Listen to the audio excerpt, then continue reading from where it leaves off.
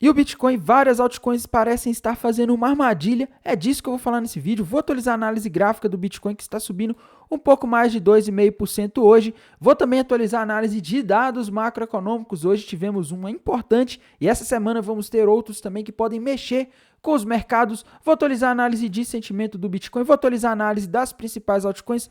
Mas antes de continuar, meus amigos, não deixem de se inscrever aqui no canal Criptográfico no YouTube, ativar o sininho para receber as notificações, deixar o like para dar aquela força, deixar seu comentário aí embaixo e bora lá atualizar a situação do Bitcoin, ver o que está acontecendo aqui hoje. Bitcoin aí subindo um pouco mais de 2%. E aí, Tainan, o que está acontecendo?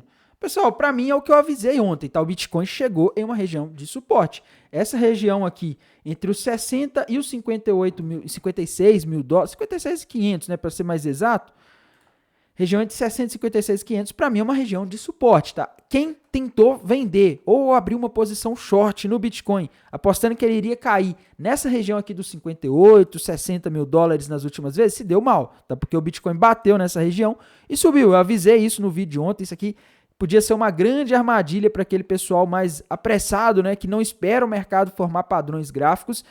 E agora, pessoal, eu não consigo ver um padrão gráfico novo confirmado aqui no Bitcoin. Então, se você olhar aqui no gráfico de uma hora, a gente consegue ver talvez aí um ombro, cabeça, ombro invertido, que muita gente está falando dele aí, né?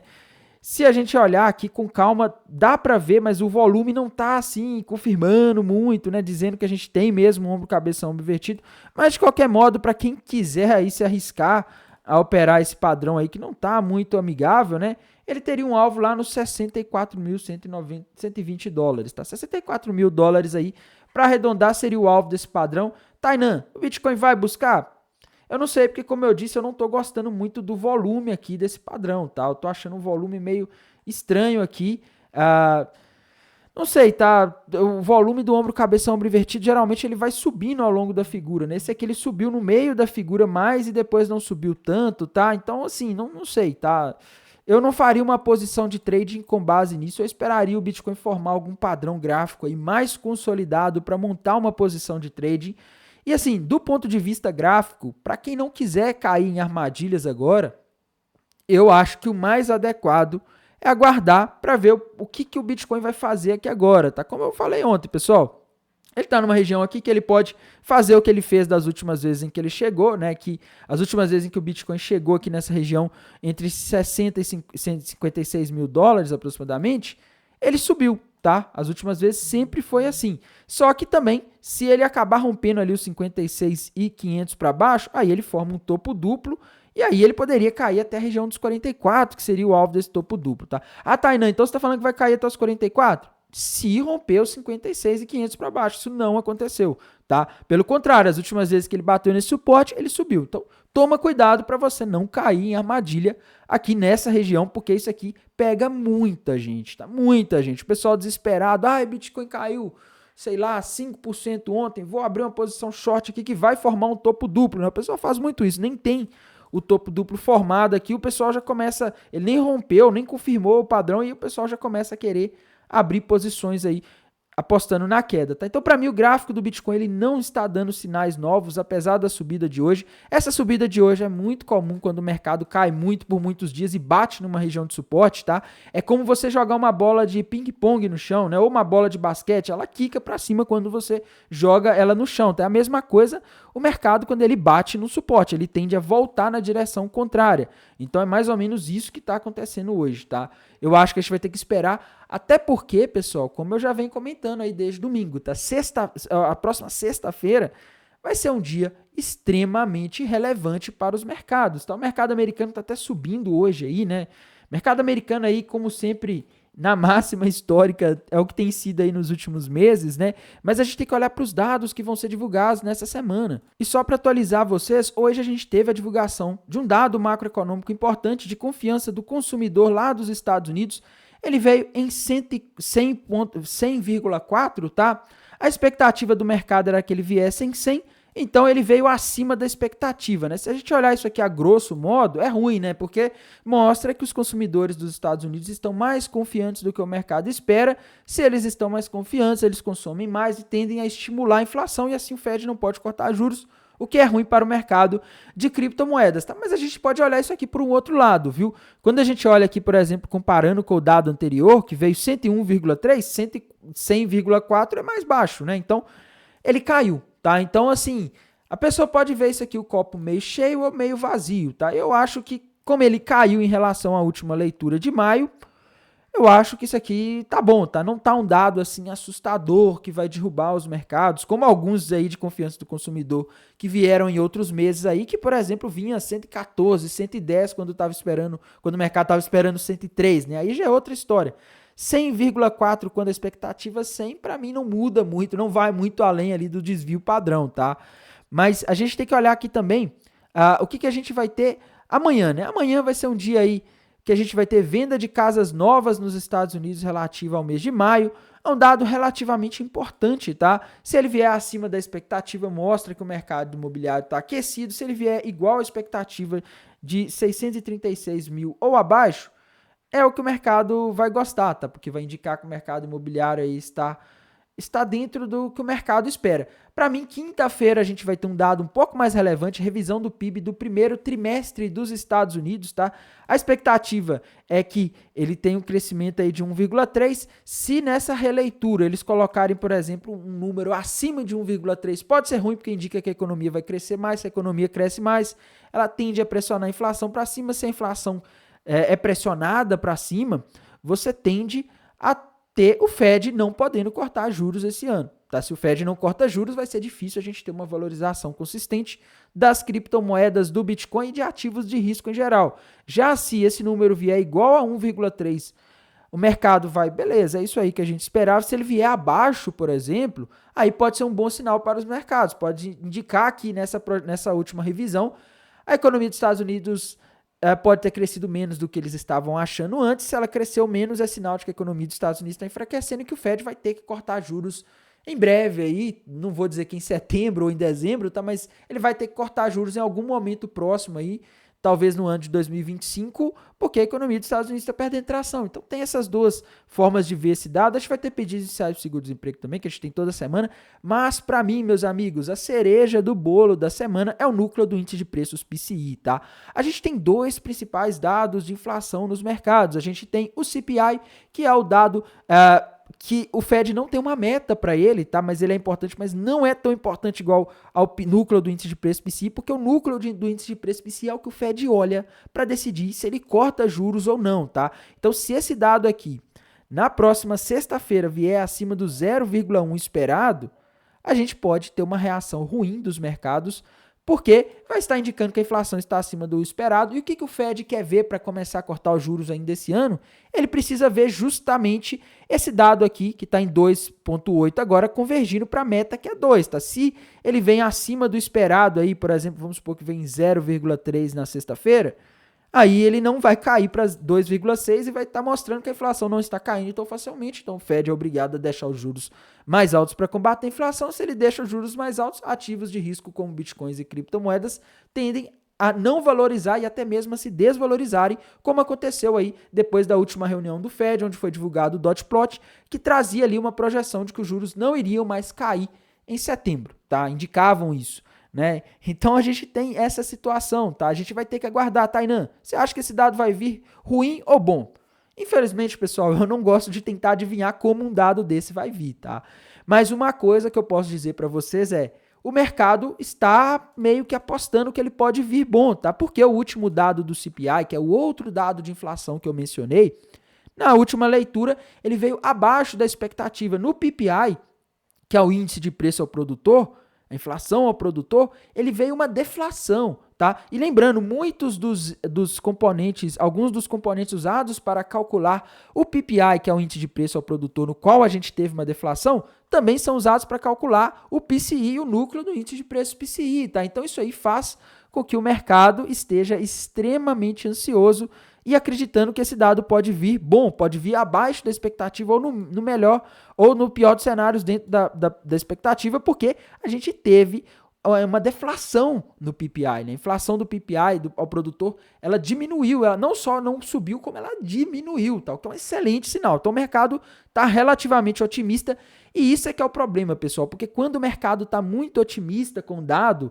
se ele vem aí pior do que o esperado, se acontece alguma coisa desse tipo, aí você já sabe, né? Aí a reação é ruim, tá? Quando você tá ali muito feliz, esperando que uma coisa vai dar muito certo e ela dá errado, a sua decepção é muito maior do que quando você não tem expectativa ou muito maior também do que quando você já está esperando que aquilo vai dar errado, né? Então tem essa questão e por isso que sexta-feira é um dia tão importante. Se ele vier dentro da expectativa ali, eu acho que a gente pode ter uma subidinha aí no Bitcoin, nas criptomoedas, tá? Então a gente tem que ficar de olho aí nas 9h30 da manhã da próxima sexta-feira, dia 28 de junho. A gente também tem que ficar de olho aqui nos dados de sentimento do mercado de criptomoedas. Quando a gente vai aqui para o TRDR, a gente tem ali o long short rate em 2,6, tá? Abaixou de ontem que estava acima de 3, né? Pô, a gente tinha quase 4 pessoas apostando que o mercado iria subir para cada pessoa que apostava que ia cair, né? Tava uma coisa meio complicada, tá? Mas o Open Interest tinha caído, né? Ou seja, isso aí foi porque liquidou bastante gente, tá? Hoje a gente teve uma subidinha do Open Interest, mas o long short rate quase não se mexeu. E agora a gente tem um long short rate aí ainda alto, mas com o Open Interest um pouco mais baixo. Tá? A gente tem que ver aqui o que vai acontecer com o long short rate na próxima vez que o Open Interest subir, tá? Se o pessoal vai estar shortando ou se o pessoal vai estar apostando na alta, né? Se o pessoal apostar na queda, as baleias jogam o mercado para cima. Se a maioria do pessoal apostar na alta, as baleias jogam o mercado para baixo, tá? Por enquanto aqui, a gente segue com mais pessoas ou o pessoal mais alavancado apostando na alta. Se o pessoal tá mais alavancado apostando na alta, é sinal de que pode ser lucrativo para as baleias jogarem o mercado para baixo, porque quando você joga o mercado, quando tá todo mundo apostando na alta, você joga o mercado para baixo, você liquida essas pessoas aí e toma o dinheiro delas, tá? Então, as instituições estão de olho aí na liquidez desse pessoal e a gente não pode deixar de olhar aqui também para os indicadores da High Block, né? Quando a gente vai aqui para o Liquidation Rate Map, a gente tem aí, a gente tinha liquidez abaixo, né? Ali na região dos 52 estava formando, ali na região dos 58 a gente ainda tem um pouco de liquidez, mas de ontem para hoje aí começou a acumular bastante liquidez acima, tá? Se a gente olhar aqui com calma, aqui na região dos 65 mil tá aparecendo bastante liquidez, ali dos 64.600, região ali também dos 65.300, na região ali dos 66.550 e na região dos 67.250 agora está com bastante liquidez acumulando, tá? Se essa liquidez está acumulando ali naquela região, pode ser um sinal de que talvez a gente tenha uma situação aí em que o Bitcoin pode ir buscar essa liquidez acima, tá? O pessoal, quer dizer que o pessoal está apostando que o mercado pode cair. Se o pessoal está apostando que o mercado pode cair, se está entrando uma galera aí apostando que o mercado pode cair, as baleias podem jogar nesses pontos aqui até os 67.300 por aí, para pegar a liquidez desse pessoal, tá? Então cuidado você que está querendo abrir uma posição short, porque agora a gente tem um sinal vermelho aí para o pessoal que está querendo apostar na queda do Bitcoin por enquanto, tá? O Bitcoin não tá fácil nos últimos tempos, né? Tá andando de lado aí desde março, o mercado andando de lado é um mercado ruim, porque é mais difícil de você tirar grandes lucros nele em comparação com o mercado em tendência, e tem muito mais manipulação quando o mercado tá andando de lado, tá? Então tomem cuidado aqui, porque eu tô vendo sinais aí um pouco divergentes, tá? O Bitcoin tá numa região de suporte, toma muito cuidado aí. E ainda tem essa questão da sexta-feira, né? Então, a gente tá num momento aí agora que é um pouco perigoso para abrir novas posições, tá? Para vocês entenderem o que eu tô fazendo, na semana passada eu abri uma posição short, né? Bateu meu alvo 1 ali na região dos 63.300. Eu desci meu stop pro preço de entrada ali quando isso aconteceu no domingo, tá? Nesse domingo. Meu segundo alvo ficou exatamente em 58 mil dólares, o Bitcoin não pegou ele, tá? Ele foi pertinho ontem. E o que eu faço agora? Eu tô tranquilo, tá? Eu já desci meu stop para o preço de entrada, já realizei um pouco de lucro. O que eu faço agora é esperar o mercado bater esperar o mercado bater meu segundo alvo. Tá? Se ele não bater, se ele subir ali para os 67 e me tirar dessa posição de trade, eu tô tranquilo, tá? Eu não vou perder nada. Então, eu acho que esse é o tipo de coisa melhor a se fazer agora se você está com lucro, tá? Mova seu stop para o preço de entrada. No pior dos cenários, você não vai perder, beleza? E a gente tem que falar também das altcoins, né? Indo aqui para o gráfico da Ethereum, pessoal, a gente tem que olhar também, tá? Gráfico da Ethereum, ele para mim continua com os mesmos sinais de ontem, tá? Se a gente olhar com calma aqui o gráfico da Ethereum, com frieza, tá? Sem paixão, porque tem o pessoal que é apaixonado pela criptomoeda Ethereum, né? Se a gente olhar aqui com frieza, eu vejo aquele mesmo padrão de ontem, tá? Eu vejo a Ethereum aqui rompendo para baixo um triângulo descendente, tá? Que é um padrão que normalmente indica queda. Aí a pessoa pode falar, nossa, Tainan, mas hoje a Ethereum tá subindo, né? Deixa eu ver aqui quanto que ela tá subindo no diário hoje para falar com vocês, tá? Subindo aí um pouco mais de 1,5%, né? Chegou a subir 2% aí no dia. Se a gente olhar aqui, a impressão que dá é que a Ethereum tá recuperando, né? Mas não, tá? Se a gente olhar com calma aqui, esse padrão gráfico, ela pode estar fazendo o famoso pullback, tá? Que é quando o ativo rompe para baixo um padrão e volta para retestar, tá? Então, eu continuo vendo a situação meio chata aí para Ethereum, tá? Quando a gente faz a projeção aqui desse triângulo descendente que a gente tem na Ethereum, o alvo está ali na região dos $3.100 aproximadamente, tá? Então, eu vejo a Ethereum caindo um pouco mais ainda nos próximos dias aí, semanas ou talvez até horas, tá? Lembrando que a análise gráfica ela não dá uma dica de exatamente quando algo vai acontecer, tá? A gente tem que olhar também o gráfico das principais criptomoedas, né? Outra criptomoeda aí de grande market cap que ela vinha fazendo aí padrões baixistas nos últimos dias, né? Era a Binance Coin, tá? A Binance Coin rompeu para baixo ali a região dos $590, formou um triângulo descendente e o alvo para ela está ali na região dos $520 aproximadamente, tá? Aliás, deixa eu ver aqui o alvo desse triângulo. Esse aqui eu coloquei, deixa eu ver aqui, projetar direito aqui, né? O alvo está na região dos $530 aproximadamente, tá? Mas a região de suporte dela é ali nos 520. Então, Binance Coin não tá com uma cara muito boa, tá? A situação dela segue aí complicada. Temos que falar aqui também da Matic, que é outra moeda aí relevante no mercado. Matic já dá para considerar que bateu o alvo daquele retângulo, tá na região de suporte aí. Eu não faria muita coisa agora na Matic, tá? Eu não abriria novas posições de trading na Matic por enquanto. Outra criptomoeda aí que a gente não pode deixar de comentar também, né, é a Solana, tá? Solana é uma criptomoeda aí relevante no mercado, né? E quando a gente olha o gráfico da Solana, pessoal, ela parece estar descaracterizando aquele triângulo descendente, tá? Solana não tá uma moeda fácil de operar, viu, pessoal? E eu já venho alertando aqui há muitos dias, tá? A Solana, ela tem um fator, né, que é a situação dos ETFs, tá? Pode fazer ela fazer um pump a qualquer momento. Então, a Solana não é a minha moeda favorita aí para fazer uma operação short. Eu tenho medo de fazer um long nela, né, e o mercado cair. Não sei o que vai acontecer na sexta-feira, mas ao mesmo tempo eu tenho medo de fazer um short nela também, porque eu não sei a hora que vai sair alguma notícia positiva em relação aos ETFs de Solana, tá? Então, a Solana aqui, se a gente olhar com calma o gráfico, ainda dá para desenhar aquele triângulo descendente, né? Dá para ajustar ele aqui, tá? Mas não sei, tá? Não dá, né? Já subiu bastante aqui, tá? Então, assim, Solana não tá muito legal para operar, tá? Já chegou perto ali do suporte dos 120.